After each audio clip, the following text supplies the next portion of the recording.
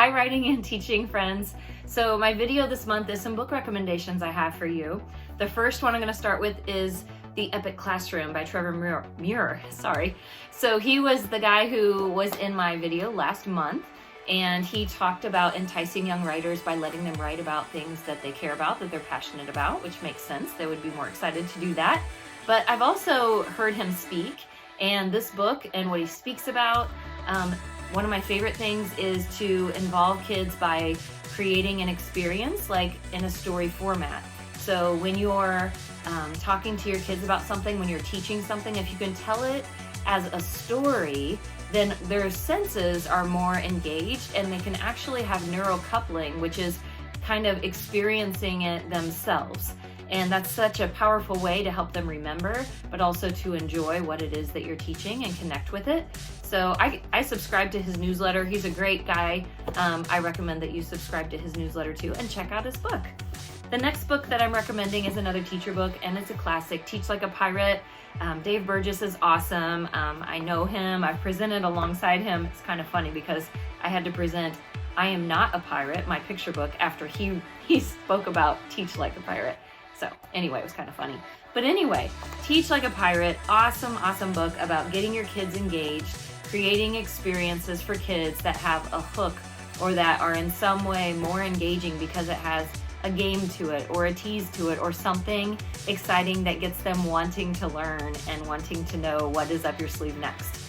Well, as a matter of fact, my book, let me open it up here. Go the Extra Smile. I started it out with one of Dave's quotes from his book. I put, Dave Burgess says, provide an uncommon experience for your students and they will reward you with an uncommon effort and attitude. And that is so true. I believe that with all my heart. My next recommendation is for writers. Hi, Maisie. This is Writing Picture Books, and this is by Ann Whitford Paul. I was fortunate enough to go to a picture book retreat recently with Michelle Houts, and she used this as our book study for the weekend as we went through and were revising our manuscripts. I think it's great for someone just starting out writing picture books, but also those of us that had written for a while. It had some wonderful tips that helped me improve my manuscript. And then my last recommendation is Atomic Habits. The funny thing is I haven't even read it yet, but I know I'm going to love it because James Clear wrote it, and I've been watching lots and lots of his videos, either videos where he's been interviewed or videos of his own, but he talks about the tiny changes and remarkable results we can have from those tiny changes by finding habits that we can develop to improve our lives and also get rid of some of those habits that are in the way.